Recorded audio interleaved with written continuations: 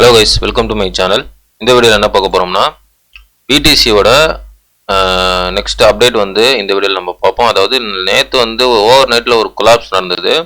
So அது வந்து continue ஆகுமா இல்லை பிடிசி வந்து இங்கேருந்து மேலே தான் போகுமா அப்படின்றது ஃபுல் டீட்டெயிலாக நம்ம டெக்னிக்கலாக பார்ப்போம்.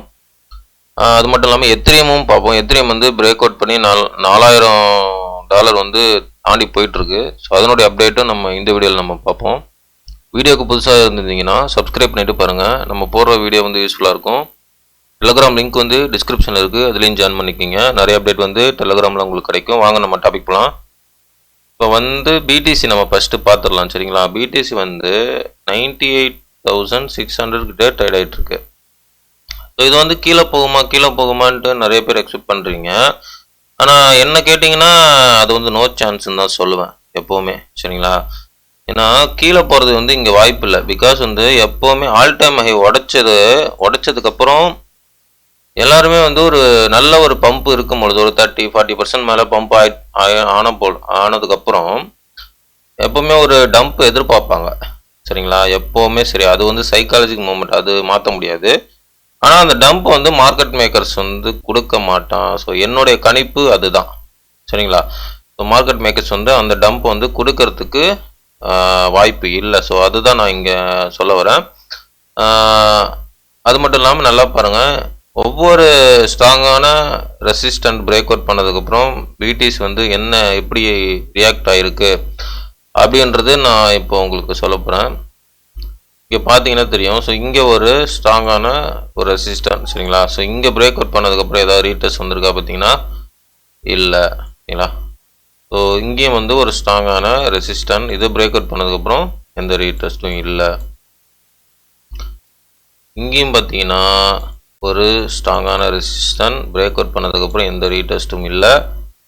இது வந்து ஒரு ஸ்ட்ராங்கான ரெசிஸ்டன்ட், பிரேக் அவுட் பண்ணதுக்கப்புறம் எந்த ரீடெஸ்ட்டும் இல்லை. ஸோ இது மாதிரி தான் உங்களுக்கு பிரேக் அவுட் பண்ணதுக்கப்புறம் ரீடெஸ்ட்லாம் கொடுக்க மாட்டாங்க. உண்மையிலுமே வந்து பம்ப் இருக்கும் பொழுது ரீடெஸ்ட்லாம் கிடையாது, சரிங்களா? ஸோ நேற்று வந்து ஒரு ஓவர் நைட்டில் கொலாப்ஸ் செல்லிங் நடந்ததுன்னா அது சைக்காலஜிக் லெவல், சரிங்களா? நம்ம வந்து 110 வரையும் போயிட்டு அங்கேருந்து செல்லிங் வரும்னு எதிர்பார்த்தோம்.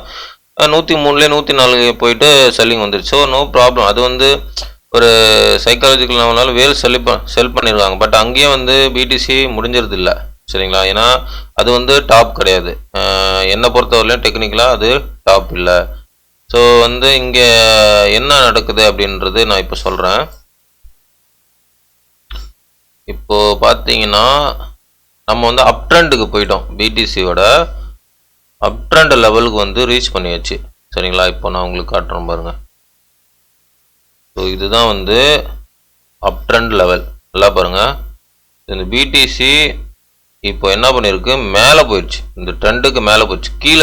இந்த ட்ரெண்டுக்கு கீழே இருக்கும் பொழுது தான் அது வந்து கன்சல்டேஷன் லெவலு, பியர் மார்க்கெட்லாம் வரும். இது வந்து ட்ரெண்டுக்கு மேலே போயிடுச்சு. போன தடவை பார்த்தீங்கன்னா இது கரெக்டாக அந்த ட்ரெண்டு டச் பண்ணிட்டு தான் ரீடெஸ்ட் வந்திருக்கு, கரெக்ஷன் வந்திருக்கு. இப்போ என்ன பண்ணியிருக்கு, இந்த ட்ரெண்டு மேலே போயிடுச்சு. நல்லா பாருங்கள்.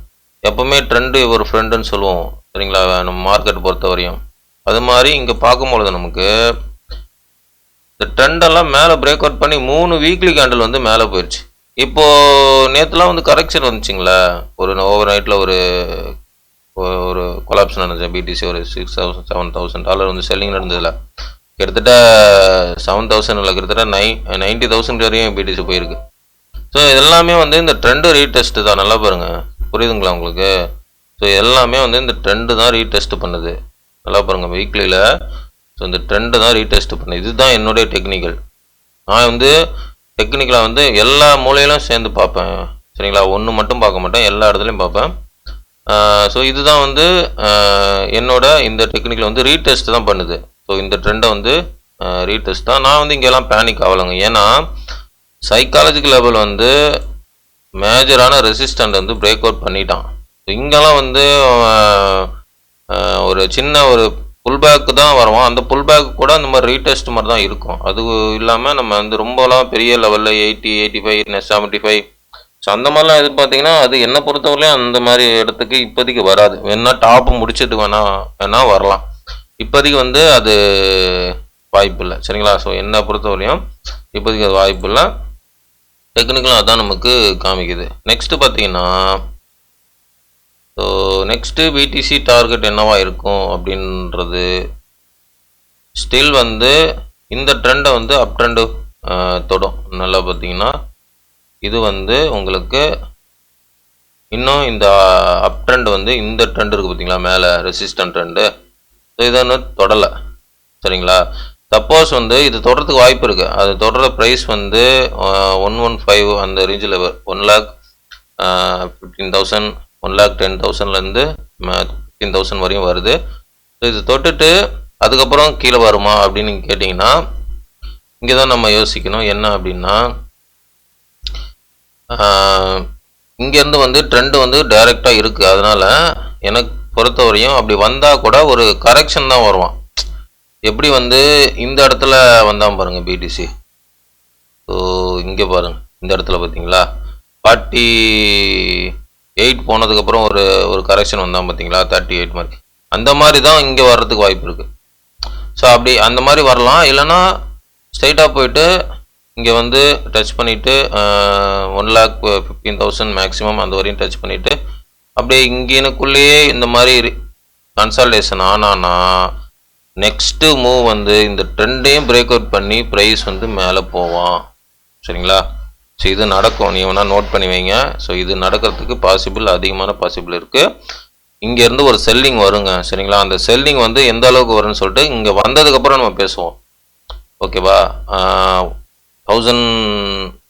1,10,000 அந்த மாதிரி ப்ரைஸ் லெவல் இருக்குல்ல, ஸோ அங்கே வந்ததுக்கப்புறம் ஒரு சின்ன செல்லிங் வரும்.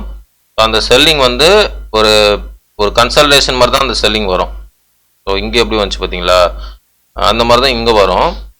ஆனால் இந்த செல்லிங் வந்ததுக்கப்புறம் இந்த கன்சல்டேஷன் முடிஞ்சதுக்கப்புறம் ஹியூஜ் பிரேக் அவுட் இருக்கும். நான் எக்ஸ்பெக்ட் பண்ணுறேன் ஹியூஜ் பிரேக் அவுட் வந்து மேலே இருக்கிறதுக்கு வாய்ப்பு இருக்குது. ஸோ இதுதான் வந்து பிடிசியோட அனலைஸு. நான் உங்களுக்கு வந்து வீக்லியில் ஃபுல்லாக காமிச்சிட்டேன். சரிங்களா? இப்போ வந்து நம்ம ஒன் டேயில் பார்க்கலாம். ஸோ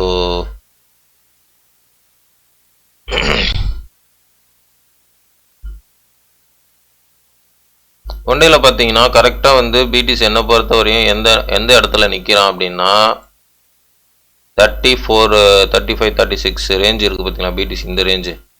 ஸோ இதே ரேஞ்சு தான் இங்கே வந்து பிடிசி வந்து இப்போ இருக்கான். என்னை பொறுத்தவரை சைக்காலஜி லெவல் இங்கே என்ன சைக்காலஜி லெவல் இருந்ததோ அதே சைக்காலஜி லெவல் தான் இங்கே இருக்குது. சரிங்களா? சைக்காலஜி லெவல்னால் என்ன அப்படின்னா, ஸோ அது டீட்டெயிலாக வீடியோவில் எக்ஸ்பிளைன் பண்ண முடியாது.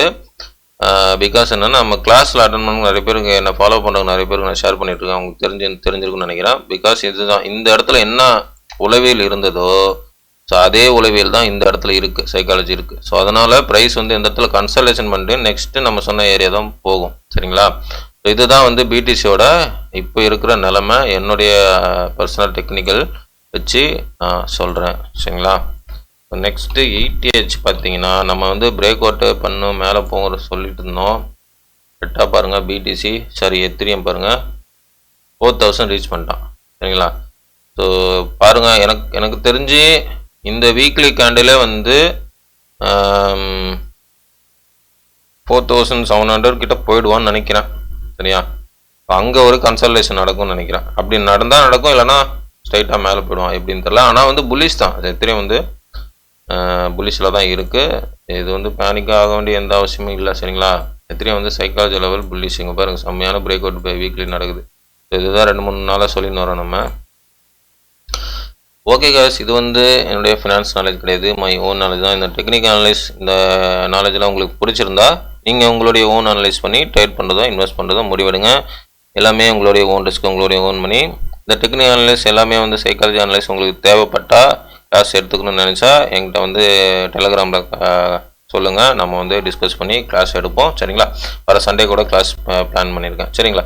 ஓகே காய்ஸ், தேங்க்ஸ் ஃபார் வாட்சிங். வீடியோ பிடிச்சிருந்தா லைக் பண்ணுங்கள், சப்ஸ்கிரைப் பண்ணுங்கள், கமெண்ட் பண்ணுங்கள், முக்கியமாக லைக் பண்ணிட்டு பாருங்கள். இது வந்து என்னோடய ஃபினான்ஸ் நாலேஜ் கிடையாது. I am not financial adviser. Thanks for வாட்சிங். நெக்ஸ்ட் வீடியோவில் பார்க்கலாம். பாய்.